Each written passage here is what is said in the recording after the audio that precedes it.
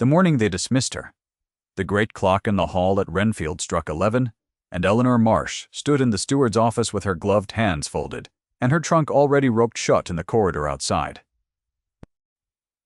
The dowager had not come herself. She had sent the housekeeper and a single sheet of paper, and the housekeeper would not meet her eyes. "There has been a change in the household's arrangements," the woman read, her own voice unsteady on the words she had been given to deliver. "Your services will no longer be required after today. A carriage will take you as far as the village.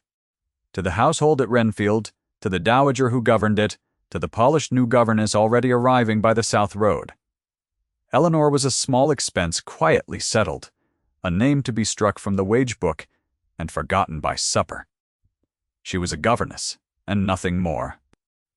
What none of them knew, as the footman carried her trunk down the steps into the thin October light, was that she had left something in the schoolroom, folded inside the back of the children's atlas, and that the man who would find it was the one man at Renfield no one dared to manage. If this story moves you, stay with it to the end, where a quiet thing left behind becomes the loudest thing in the house. Now let us go back 3 months, to the day she first walked up that same drive. She had come to Renfield in July, in a hired gig, with 1 box and a letter of character from a vicarage in Kent. The estate rose out of its park like something carved rather than built. Gray stone and tall windows and a beech avenue that had stood 200 years.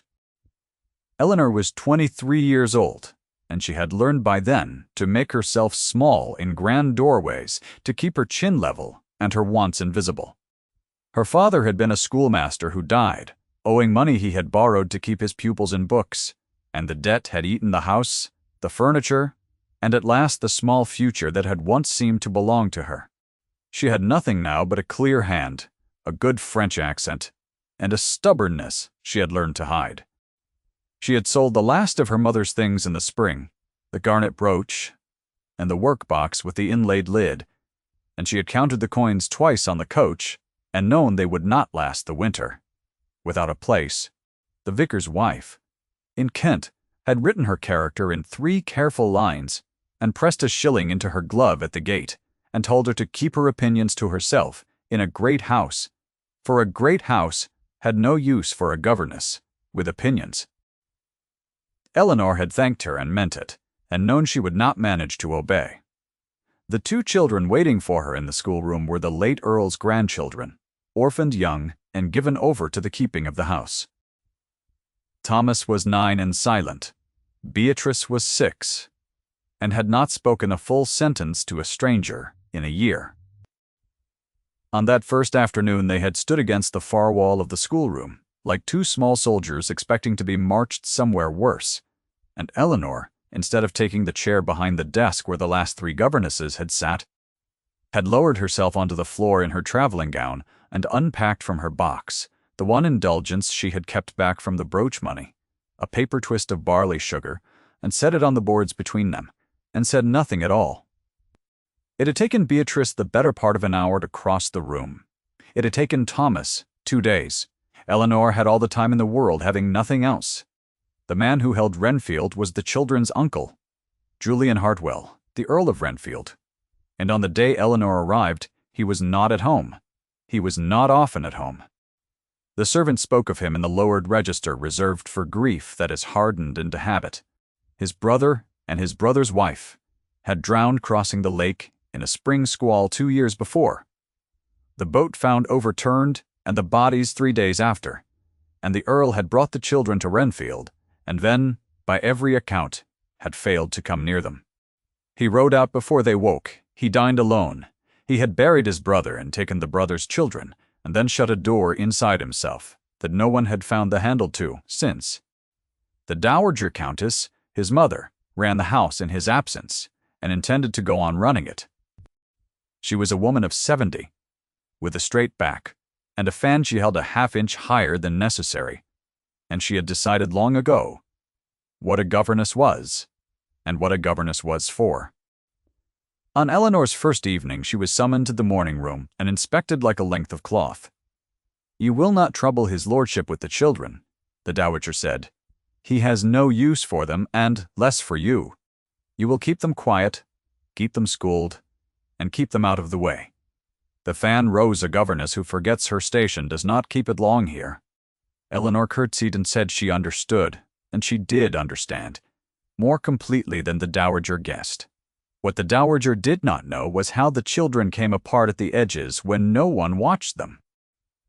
Beatrice woke screaming and could not say why. Thomas had stopped reading aloud because his voice shook on the long words, and a previous governess had laughed. Eleanor did not report these things to the dowager, who would have called them nonsense, nor to the absent earl, who was a rumor to her and nothing more. She simply began, quietly, to mend what she could. She read to Beatrice until the child slept. The same chapter over and over when the child asked for it, her finger under the words, though the girl could not yet read them, and she learned to leave the bedside candle burning low in its dish because the first night she had pinched it out, the screaming had come at 2 a.m. and half the corridor had woken. She let Thomas read to her in the locked safety of the schoolroom. Slowly, badly, then less badly. And she never once let her face change at a stumble. When he stuck on a long word, she did not supply it. She waited, looking at her own hands, and let him find it. And when he found it, she turned the page as though nothing in the world had happened, because she had understood within a week that what the boy could not bear was not the failing, but the being watched at it. One afternoon she had come upon him in the window seat with a small, battered Latin primer hidden inside a book of sermons, sounding out the declensions under his breath, and he had shut it and gone white, expecting to be told it was above his station and taken away. She had only asked him which case gave him the most trouble and sat down beside him, and they had spent the wet afternoon on the ablative while the rain ran down the glass. She found in a cupboard a battered atlas with hand-colored maps, the binding gone soft at the corners and one continent half-colored by some earlier child and abandoned, and the three of them traveled it together in the long afternoons, tracing rivers with their fingers, naming the seas, inventing the breakfasts of distant kingdoms, until even Thomas forgot himself enough to laugh. The first time the Earl saw her, she did not see him. It was a gray morning in August, and he had come back early from the home farm. Mud to the knee, and he had stopped in the corridor outside the schoolroom because he heard a sound he had not heard in that house in 2 years. His niece was laughing. Not the careful, anxious sound the child made when she thought she was being watched for it, but a real laugh, helpless and high, the kind a child cannot manufacture and cannot fake. Through the half-open door he saw the governess on the floor, with the atlas open between her and the children, her plain gray gown spread around her, her head bent, pointing out some country at the ragged edge of the known world, telling the children with perfect gravity that the people there ate roasted moonlight for breakfast and went to bed at noon. And Beatrice was laughing with her whole small body, and Thomas, the silent boy, was correcting her, saying that was not in the atlas, that could not be true, and laughing too, in spite of himself, at the obvious foolishness of it. The Earl stood very still in the dim corridor, with the mud drying on his boots. He did not go in. He had not the smallest idea what he would have said if he had. After a moment he turned and went down the back stairs the way he had come, and that evening at his solitary dinner, with a long table empty on either side of him, he asked the butler, in a voice that gave nothing away, the name of the new governess. "Marsh, your grace the butler," said Miss Marsh. The Earl said nothing further. He turned his glass a slow quarter turn on the cloth and did not drink, and the butler, who had served the family 30 years, went away and told no one that his lordship had asked.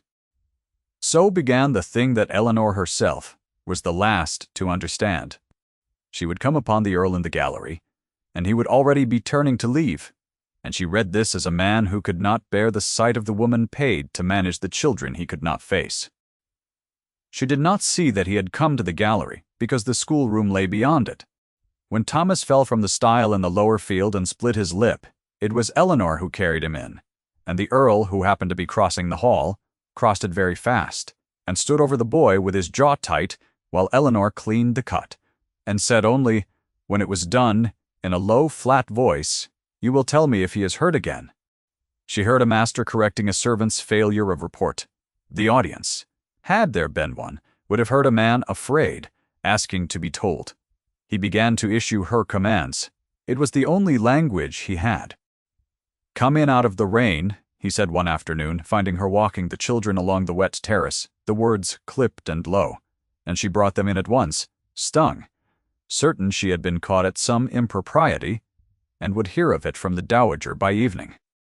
She did not see that he had stood at the library window watching the 3 small figures on the terrace for a quarter of an hour before the rain began, nor that the sharpness in his voice was the sound of a man who had been frightened by the thought of a child taking a chill and had no other way to say so.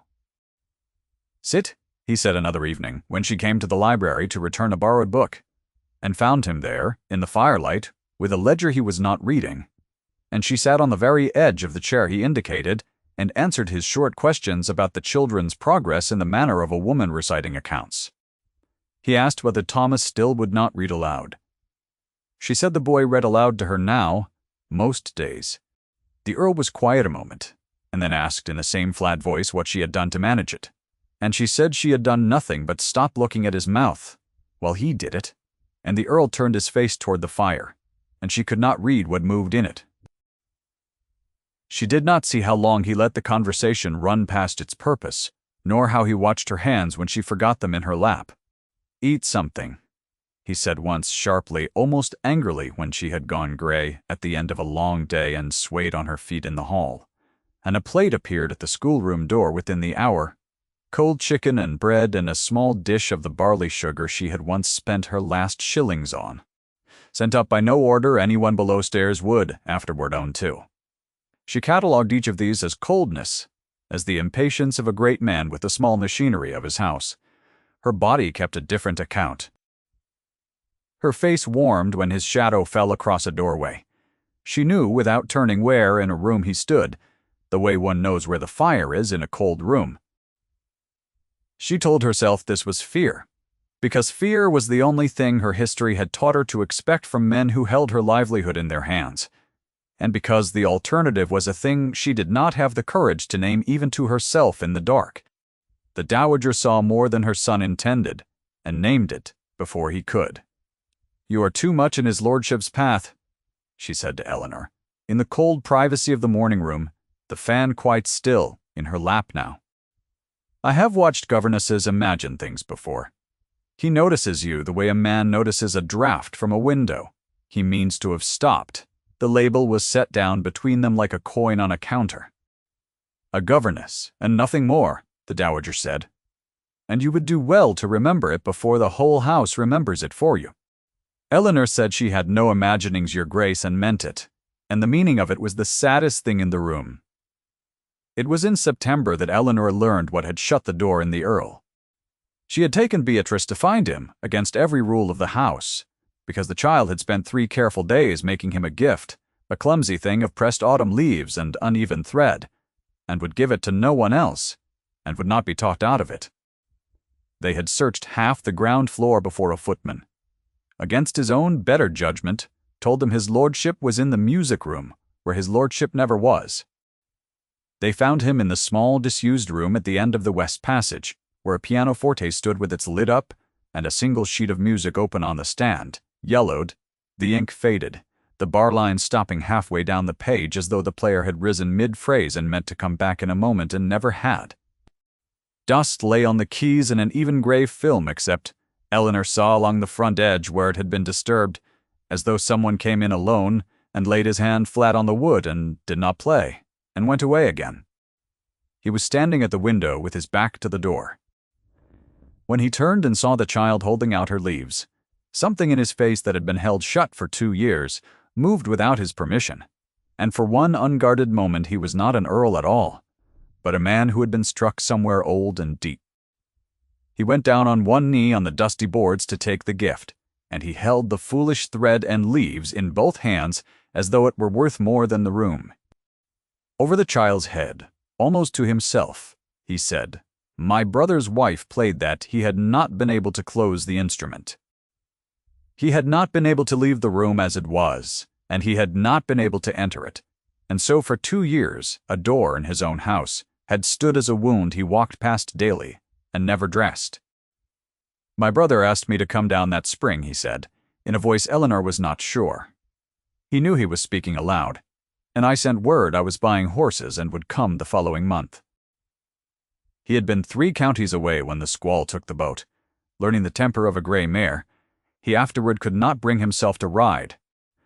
He had decided in the manner of disciplined men who cannot bear their own grief, that the safest thing he could do for the 2 children who survived was to keep his ruinous self at a distance from them, since distance was the only gift he had ever been good at giving. Eleanor stood very still in the doorway, with her hand on Beatrice's shoulder. She understood, in that small, dust-gray room, that the coldness she had feared was not coldness at all. It was a man standing guard at the door of his own heart, so that no one else could be hurt by what was kept behind it. She wanted, with an intensity that frightened her, to cross the room and lay her hand over his, where it rested on the child's hair. She did not. "Mend." She stood at the threshold, with her heart loud in her throat and her gloved hands folded one over the other, and she let the wanting pass through her and leave her standing exactly where a governess was permitted to stand. She said nothing of it.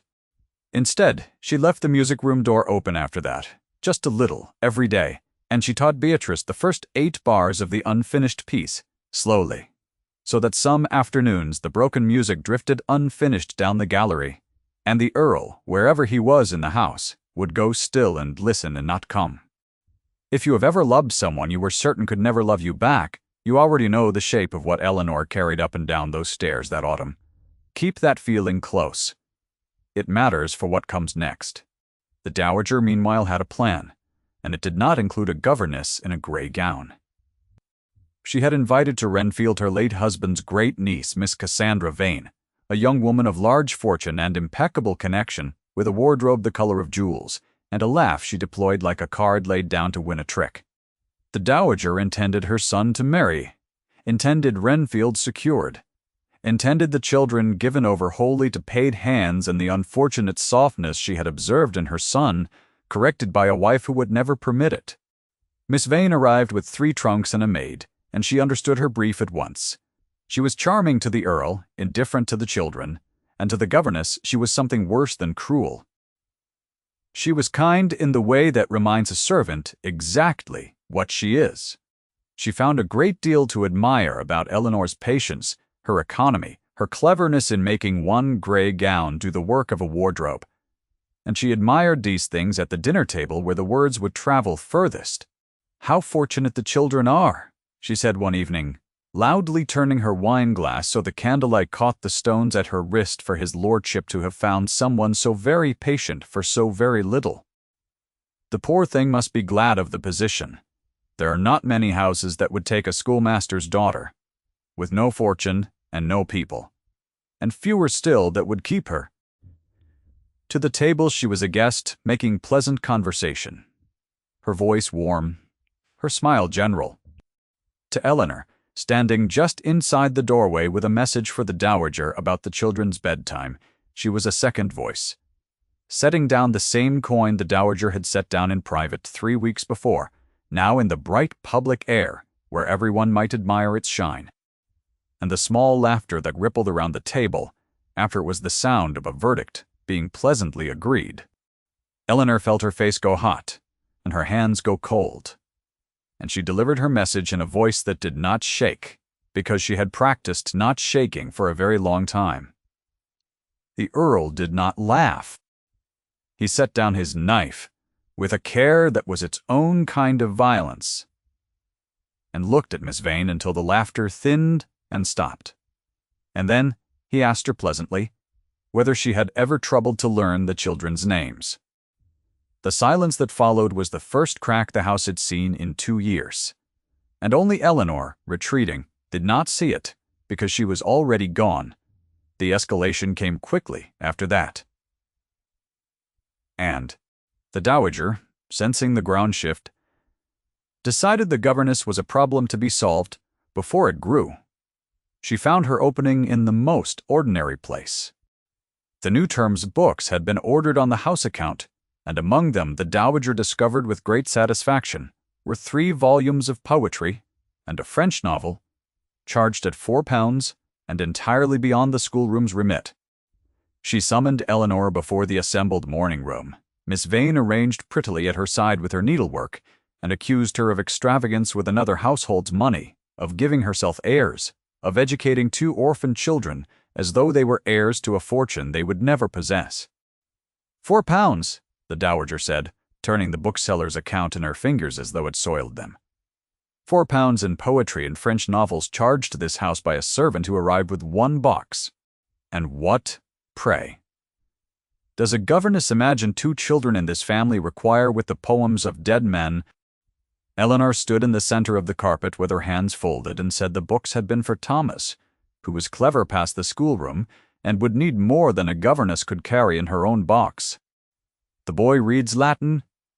Your Grace, she said. He taught himself. He will go to a great school in 3 years, and be ashamed if he arrives knowing less than the others, and I would not have him ashamed.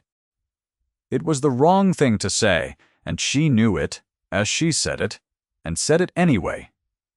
The dowager's fan came up. You presume, she said very softly, to know what this family's children require. You who have nothing, who are nothing, who will have left this house by Thursday and be forgotten by the Sunday after. A governess who could not keep to her station could keep instead to the road. You will be replaced, she said, with someone who understands what you are. A governess, and nothing more. It was the 3rd time the words had been spoken aloud. Once in the cold privacy of this same room in July, once at the bright dinner table, and now here for an audience with the bookseller's account held up as evidence. And this time they had teeth, and the teeth went in. That night Eleanor sat in the cold schoolroom after the children slept, and understood she would lose them. Not the position. The position was nothing. She had lost positions before, and survived. She would lose Thomas, who had only just begun to read aloud without flinching. She would lose Beatrice, who slept now through the night and could play 8 bars of her dead mother's music. She would lose the small, bright country the 3 of them had built inside that gray house. And there was nothing she could do, because she was a governess and nothing more. And the world had arranged itself a very long time ago to make certain that women like her could be removed without a sound. She would not leave them defenseless, though. So she did the only thing within her small power. She sat down at the schoolroom table with a single sheet of paper, and in her clear schoolmaster's hand, she wrote everything she knew about the 2 children that no wage book would ever record. She wrote that Beatrice must have the candle left burning, or the dreams came back. She wrote that Thomas read better when no one watched his mouth, that he was ashamed of his stammer, and would die before he admitted it, that he was teaching himself Latin in secret from a book under his mattress and should be let. She wrote which foods the children would not eat, and which fears they would not name. She wrote that they had lost everything once, and noticed, more than anyone in that house allowed, every further small abandonment. She wrote it not for the dowager, and not for the new governess who would not read it, but for whoever someday might love these children enough to want to know. And because she did not know who that person might be, and because some stubborn, unkillable hope in her could not help it, she folded the sheet and placed it inside the back cover of the battered atlas, where the 3 of them had traveled the world together.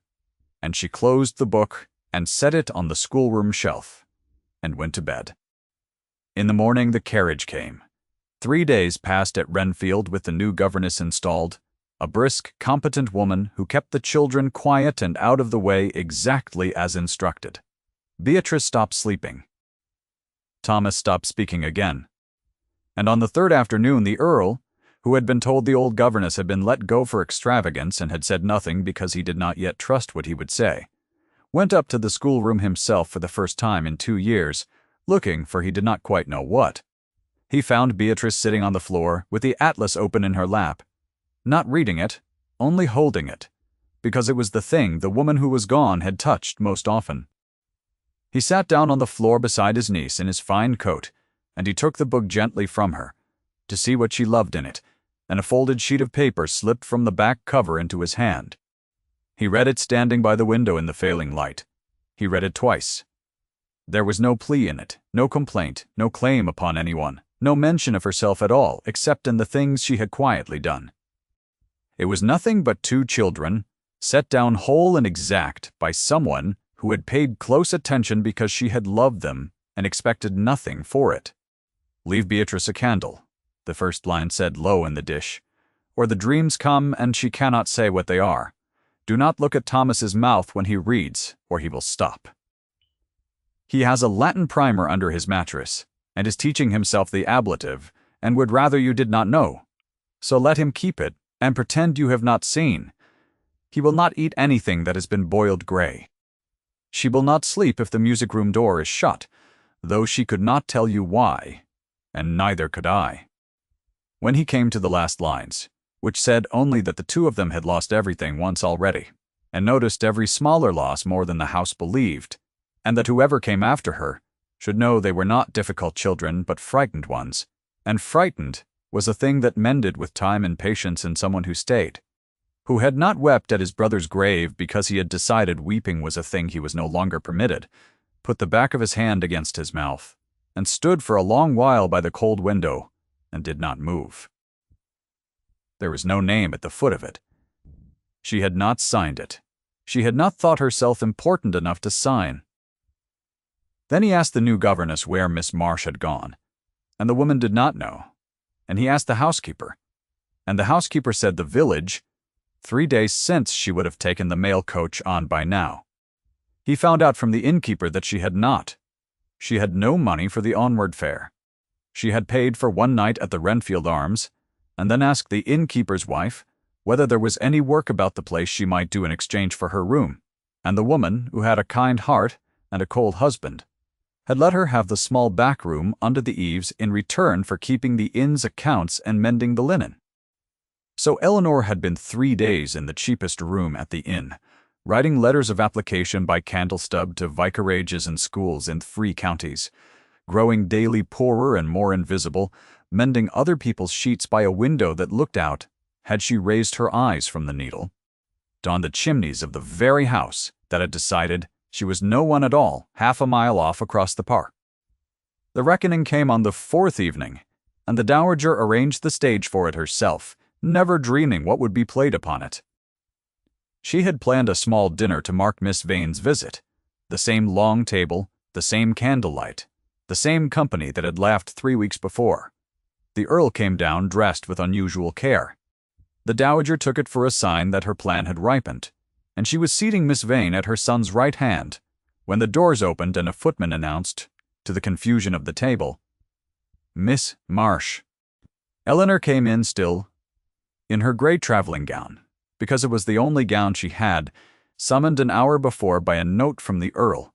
She had almost been too proud to answer. She did not know why she had been called. She thought, walking into that bright room full of the people who had dismissed her, that she had been brought back to be reproached one final time. The Earl rose. He did not hurry. He crossed the length of the room in front of the whole assembled table, past his mother, past Miss Vane in her jewel colors, and he stopped before the governess in her grey gown. And in the silence that had fallen over the candlelit table, he held out his hand to her. The dowager said his name once, a warning, and he did not turn his head.